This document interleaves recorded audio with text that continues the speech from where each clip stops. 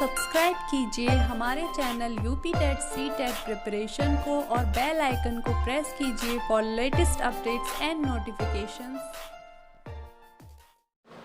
Hello friends, welcome to our YouTube channel UP TET C TET preparation. Friends, आज के इस video में हम डीएलएड सेकेंड सेमेस्टर के प्रथम प्रश्न पत्र यानी कि वर्तमान भारतीय समाज और प्रारंभिक शिक्षा के सभी बहुविकल्पीय प्रश्नों को करेंगे।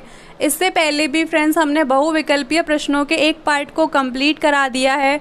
अगर अभी तक आपने उस पार्ट को नहीं देखा तो उसके लिंक हमने डिस्क्रिप्शन बॉक्स में दे दिया, आप वहां से चेक कर सकते हैं। और फ्रेंड्स, क्वेश्चंस को स्टार्ट करने से पहले हम लोग आपको बता दें कि आप लोगों के एग्ज़ाम अब बहुत पास आने वाले हैं। इसी वजह से हम लोग आपके लिए डीएलएड सेकेंड सेमेस्टर और फोर्थ सेमेस्टर के अलावा भी यूपी टेट और सी टेट के फ्री ऑनलाइन टेस्ट सीरीज़ को लेकर आए हैं। फ्रेंड्स, इन टेस्ट सीरीज़ को करने से जब आप एग्ज़ाम देने जाएंगे तो एग्ज़ाम फुली कॉन्फिडेंट होकर देकर आएंगे। आपको किसी तरीके का कोई भी कन्फ्यूज़न नहीं रहेगा। तो आप इन टेस्ट सीरीज़ को ज़रूर सॉल्व करें। फ्रेंड्स, टेस्ट सीरीज़ को करने के लिए आप हमारे टेलीग्राम चैनल नव्या करियर पॉइंट को ज्वाइन करें, जिसकी लिंक हमने डिस्क्रिप्शन बॉक्स में दे दी है।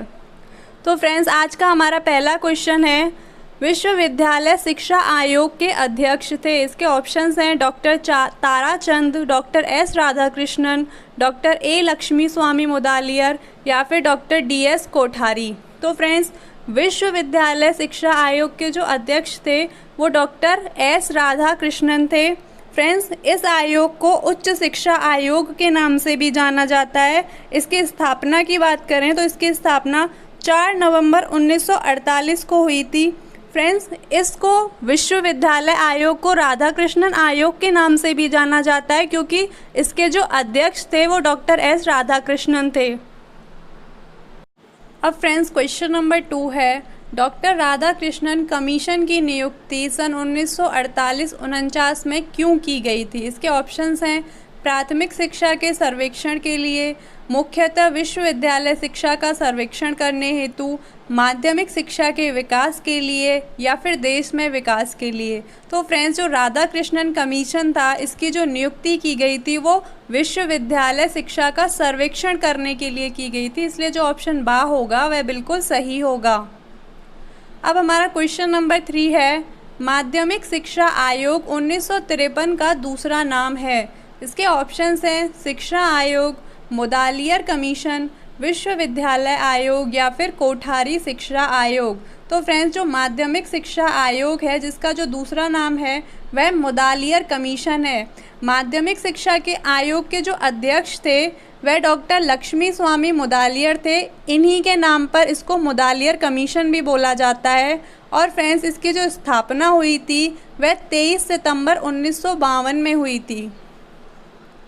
अब क्वेश्चन नंबर 4 है, सन 1964-65 में किस आयोग का गठन किया गया? इसके ऑप्शंस हैं माध्यमिक शिक्षा आयोग, राधाकृष्णन कमीशन, कलकत्ता विश्वविद्यालय आयोग या फिर कोठारी आयोग। तो फ्रेंड्स, सन 1964-65 में कोठारी आयोग की स्थापना की गई थी। फ्रेंड्स, इस आयोग को राष्ट्रीय शिक्षा आयोग के नाम से भी जाना जाता है।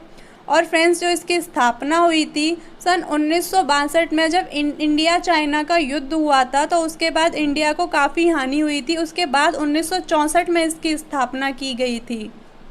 अब हमारा नेक्स्ट क्वेश्चन है, राष्ट्रीय शिक्षा नीति 1986 में संशोधन किस सन में किया गया? इसके ऑप्शंस हैं 1988 में, 1990 में, 1992 में या फिर 1996 में। तो फ्रेंड्स, राष्ट्रीय शिक्षा नीति 1986 में संशोधन सन 1992 में किया गया था। ऑप्शन सा बिल्कुल सही है।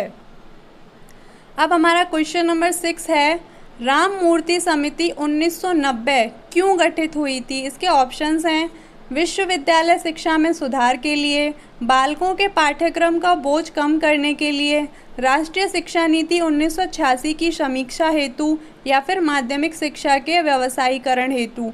तो फ्रेंड्स, राम मूर्ति समिति थी, इसकी जो गठित की गई थी या फिर इसकी स्थापना जो की गई थी वह राष्ट्रीय शिक्षा नीति 1986 की समीक्षा हेतु की गई थी।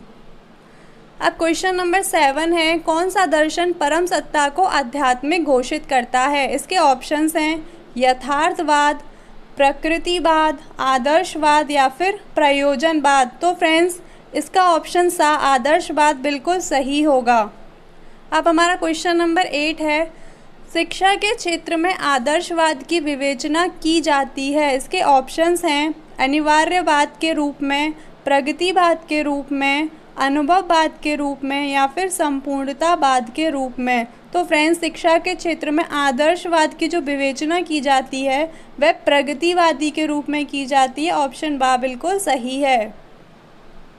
अब क्वेश्चन नंबर 8 है, आदर्शवाद का श्रेष्ठ योगदान किस क्षेत्र में है। इसके ऑप्शंस हैं शिक्षण विधि में, उद्देश्य या फिर पाठ्यक्रम या बालक। तो फ्रेंड्स आदर्शवाद का जो श्रेष्ठ योगदान माना जाता है वह उद्देश्य के क्षेत्र में माना जाता है। ऑप्शन बा बिल्कुल सही है।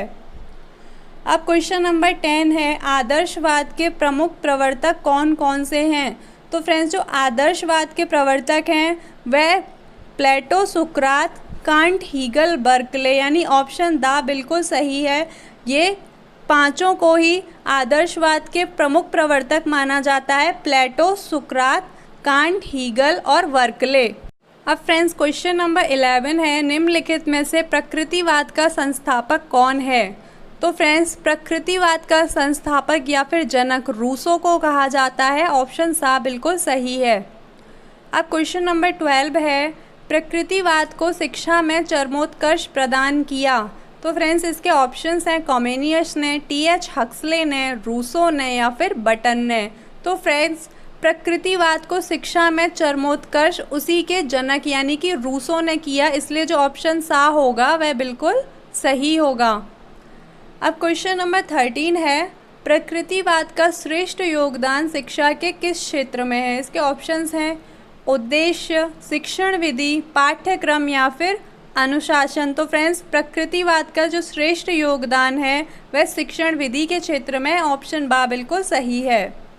अब हमारा क्वेश्चन नंबर 14 है, निम्नलिखित में से कौन प्रकृतिवादी है। इसके ऑप्शंस हैं सुकरात, स्पेंसर, हर्बर्ट या फिर प्लेटो। तो फ्रेंड्स जो प्रकृतिवादी है वह स्पेंसर है। ऑप्शन बा बिल्कुल सही होगा। अब हमारा क्वेश्चन नंबर 15 है, शिक्षा में प्रयोजनवादी शिक्षा बाल केंद्रित, विषय केंद्रित, पाठ्यक्रम केंद्रित या फिर अनुभव केंद्रित। तो फ्रेंड्स शिक्षण में जो प्रयोजनवादी शिक्षा है वह अनुभव केंद्रित है। ऑप्शन दा बिल्कुल सही है। अब हमारा क्वेश्चन नंबर 16 है, प्रयोजनवाद का जन्म स्थान कहाँ है। इसके ऑप्शंस हैं ब्रिटेन में, भारत में, यूरोप में या फिर अमेरिका में। तो फ्रेंड्स जो प्रयोजनवाद का जन्म स्थान माना जाता है वह अमेरिका को माना जाता है। ऑप्शन दा बिल्कुल सही है। अब हमारा क्वेश्चन नंबर 17 है, पांडिचेरी में किस महान शिक्षा शास्त्री ने आश्रम की स्थापना की। इसके ऑप्शंस हैं महात्मा गांधी ने, स्वामी विवेकानंद ने, आचार्य विनोबा भावे ने या फिर श्री अरविंद घोष ने। तो फ्रेंड्स पांडिचेरी में आश्रम की स्थापना श्री अरविंद घोष ने सन 1928 में की थी, जिसको अरविंदो आश्रम के नाम से भी जाना जाता है। ऑप्शन दा बिल्कुल सही होगा। अब हमारा क्वेश्चन नंबर 18 है, शिक्षा से मेरा अभिप्राय है बालक और मनुष्य मस्तिष्क और आत्मा में पाए जाने वाले सर्वोत्तम गुणों का चतुर्मुखी विकास। यह कथन किसका है। इसके ऑप्शंस हैं महात्मा गांधी, विवेकानंद, शंकराचार्य या फिर टैगोर। तो फ्रेंड्स यह कथन महात्मा गांधी के द्वारा दिया गया था, इसलिए ऑप्शन आ बिल्कुल सही होगा। अब हमारा क्वेश्चन नंबर 19 है, सत्यार्थ प्रकाश पुस्तक के लेखक हैं। इसके ऑप्शंस हैं स्वामी दयानंद, विवेकानंद, शंकराचार्य या फिर टैगोर। तो फ्रेंड्स जो सत्यार्थ प्रकाश पुस्तक है इसके लेखक स्वामी दयानंद सरस्वती हैं और फ्रेंड्स इनको आर्य समाज का संस्थापक भी माना जाता है। अब हमारा क्वेश्चन नंबर 20 है, अविद्या का नाश और विद्या की वृद्धि करनी चाहिए। इस विचार से 1902 गुरुकुल कांगड़ी की स्थापना की। वृंदावन और ज्वालपुर में गुरुकुल की स्थापना की किसने कहा है। तो इसके ऑप्शंस हैं विवेकानंद ने, स्वामी विवेकानंद ने, श्री अरविंद ने या फिर गांधी जी ने। तो फ्रेंड्स यह स्वामी विवेकानंद के द्वारा कहा गया। ऑप्शन बा बिल्कुल सही है। अब क्वेश्चन नंबर 21 है, वर्ष 1901 में शांति निकेतन की स्थापना रविंद्रनाथ टैगोर ने की थी, किस स्थान पर? तो इसके ऑप्शंस हैं कलकत्ता, बम्बई, दार्जिलिंग या फिर बोलपुर। तो फ्रेंड्स सन 1901 में शांति निकेतन की स्थापना बोलपुर में की गई थी। फ्रेंड्स जो बोलपुर है यह वेस्ट बंगाल यानी कि पश्चिम बंगाल में बीरभूम नाम का एक ज़िला है, उसके पास स्थित एक जगह है बोलपुर। यहाँ पर इन्होंने शांति निकेतन की स्थापना करी थी। और फ्रेंड्स यहाँ पर रविंद्रनाथ टैगोर ने विश्व भारती विश्वविद्यालय नामक विश्वविद्यालय की स्थापना भी की थी। अब क्वेश्चन नंबर 22 है, गुरुदेव के नाम से कौन विख्यात हुए? तो फ्रेंड्स गुरुदेव के नाम से रविंद्रनाथ टैगोर को जाना जाता है और इनको जो गुरुदेव की उपाधि है वह महात्मा गांधी के द्वारा दी गई थी। और फ्रेंड्स अगर यहाँ पर हमसे यह पूछ लिया जाए कि महात्मा गांधी को महात्मा की उपाधि किसने दी, तो उनको महात्मा की उपाधि रविंद्रनाथ टैगोर के द्वारा दी गई थी। अब हमारा क्वेश्चन नंबर 23 है, शिक्षक दिवस किस शिक्षा शास्त्री के जन्म दिवस के रूप में मनाया जाता है? तो फ्रेंड्स शिक्षक दिवस हम सबको पता है डॉक्टर राधा कृष्णन के जन्म दिवस के रूप में मनाया जाता है। ऑप्शन आ बिल्कुल सही है। अब हमारा क्वेश्चन नंबर 24 है, गिज्जू भाई का जन्म कौन से स्थान पर हुआ? तो फ्रेंड्स गिज्जू भाई का जो जन्म हुआ था वह चित्तल महाराष्ट्र में हुआ था। अगर फ्रेंड्स इनके पूरे नाम की बात करें तो इनका जो पूरा नाम था वह गिरिजा शंकर बदेका था। अब हमारा क्वेश्चन नंबर 25 है, गिज्जू भाई बदेका का जन्म कौन से सन में हुआ था? तो फ्रेंड्स गिज्जू भाई बदेका का जन्म सन 1885 में हुआ था। ऑप्शन सा बिल्कुल राइट है। अब हमारा क्वेश्चन नंबर 26 है, गिज्जू भाई बदेका के शिक्षा संबंधी कुल कितने पुस्तकें लिखी? तो फ्रेंड्स इन्होंने टोटल 14 पुस्तकें लिखी थी, जिनमें से इनकी जो सबसे फेमस किताब है उसका नाम दिवा स्वप्न है। दिवा स्वप्न, इसके लिए जो ऑप्शन सा होगा 14 किताबें, यह बिल्कुल सही होगा। अब हमारा क्वेश्चन नंबर 27 है, किंडरगार्टन प्रणाली के जन्मदाता कहे जाते हैं? तो फ्रेंड्स किंडरगार्टन प्रणाली के जो जन्मदाता हैं वह फ्रॉबेल हैं। ऑप्शन आ बिल्कुल सही है। अब हमारा क्वेश्चन नंबर 28 है, बालक को स्वयं ही ज्ञान प्राप्त करने का अवसर दिया जाना चाहिए, शिक्षक को उसके कार्य में कम हस्तक्षेप करना चाहिए, यह कथन किसका है? तो फ्रेंड्स यह कथन मॉन्टेसरी का है। ऑप्शन सा बिल्कुल सही है। अब क्वेश्चन नंबर 29 है, प्रकृति के स्वामी की ओर से हर वस्तु सुंदर होती है परंतु मानव के हाथ में पहुंचने पर खराब हो जाती है, यह कथन किसका है? तो फ्रेंड्स प्रकृति के स्वामी की ओर से हर वस्तु सुंदर होती है परंतु मानव के हाथ में पहुंचने पर खराब हो जाती है, यह कथन एक प्रकृतिवादी के द्वारा दिया गया था। इसलिए जो ऑप्शन आ होगा रूसो, यह बिल्कुल सही होगा। अब हमारा क्वेश्चन नंबर 30 है, शिक्षा सामाजिक संबंधों का जाल है, यह कथन किसका है? तो फ्रेंड्स शिक्षा सामाजिक संबंधों का एक जाल है, यह कथन मैकाइबर का है। ऑप्शन दा बिल्कुल सही है।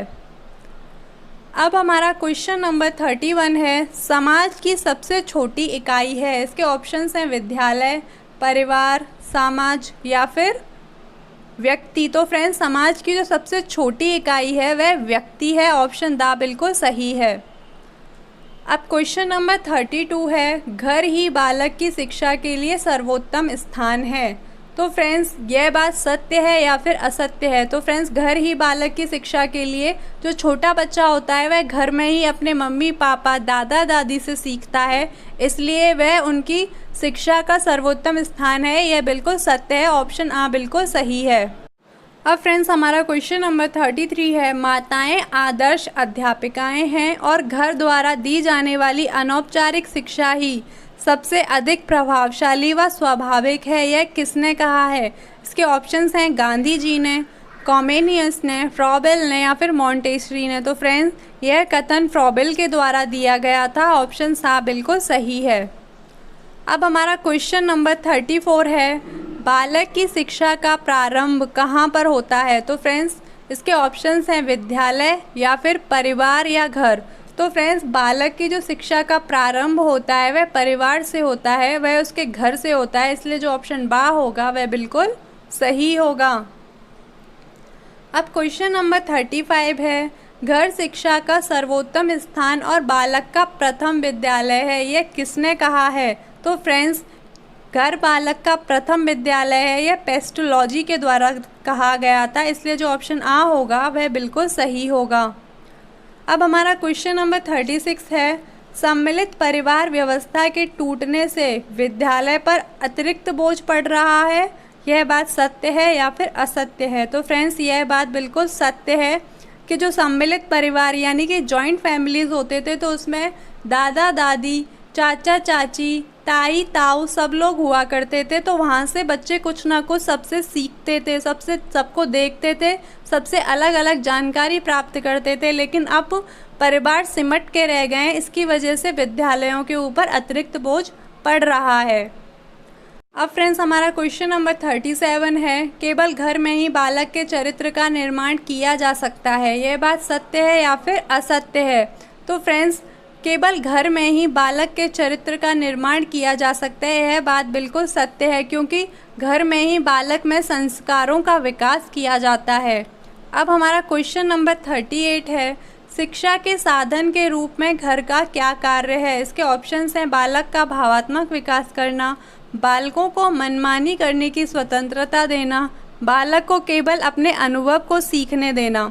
तो फ्रेंड्स, इसके लिए जो ऑप्शन आ होगा, बालक का भावात्मक विकास करना, यह बिल्कुल सही होगा, यही घर का कार्य होता है। अब हमारा क्वेश्चन नंबर 39 है, परिवार समूह प्रथम मानव पाठशाला है, प्रत्येक व्यक्ति की अनौपचारिक शिक्षा सामान्य रूप से परिवार में ही प्रारंभ होती है, बालक का बहुत महत्वपूर्ण समय परिवार में ही बीतता है, यह कथन किसका है? तो फ्रेंड्स, यह कथन बोगार्ड्स का है, ऑप्शन सा बिल्कुल सही है। अब हमारा क्वेश्चन नंबर 40 है, अच्छे घर या परिवार में आवश्यक गुण क्या होने चाहिए? इसके ऑप्शंस हैं, जिसका वातावरण सुखद एवं प्रेमपूर्ण हो, जिसमें भावात्मक संतुलन हो, जिस परिवार में लोगों की संख्या अधिक हो, या फिर जिसमें बच्चों को कठोर अनुशासन में रखा जाता हो। तो फ्रेंड्स, एक अच्छे परिवार का गुण होता है जिसमें परिवार में बालक खुशी से और प्रेम पूर्वक रह सके, जहाँ का वातावरण अच्छा हो, जहाँ से बालक कुछ ना कुछ अच्छी चीज़ें सीखता रहे, इसलिए जो ऑप्शन आ होगा, जिसका वातावरण सुखद एवं प्रेम पूर्ण हो, यह बिल्कुल सही होगा। तो फ्रेंड्स, यह क्वेश्चन आज की वीडियो का लास्ट क्वेश्चन था। आप लोगों को हमारी यह वीडियो कैसी लगी हमें कमेंट करके ज़रूर बताएं। अगर फ्रेंड्स आपको ये वीडियो पसंद आई हो तो वीडियो को लाइक करें और अपने सभी फ्रेंड्स के साथ इस वीडियो को शेयर करें, ताकि उनकी भी हेल्प हो सके, वो भी अपनी तैयारी अच्छे से कर सकें। और फ्रेंड्स, अगर अभी आप इस चैनल पर नए हैं तो इस चैनल को सब्सक्राइब करें और बेल आइकन को ज़रूर प्रेस करें, ताकि हमारी आने वाली सभी वीडियोज़ के नोटिफिकेशंस आपको मिल सकें। तो फ्रेंड्स, फिर मिलते हैं हम नेक्स्ट वीडियो में।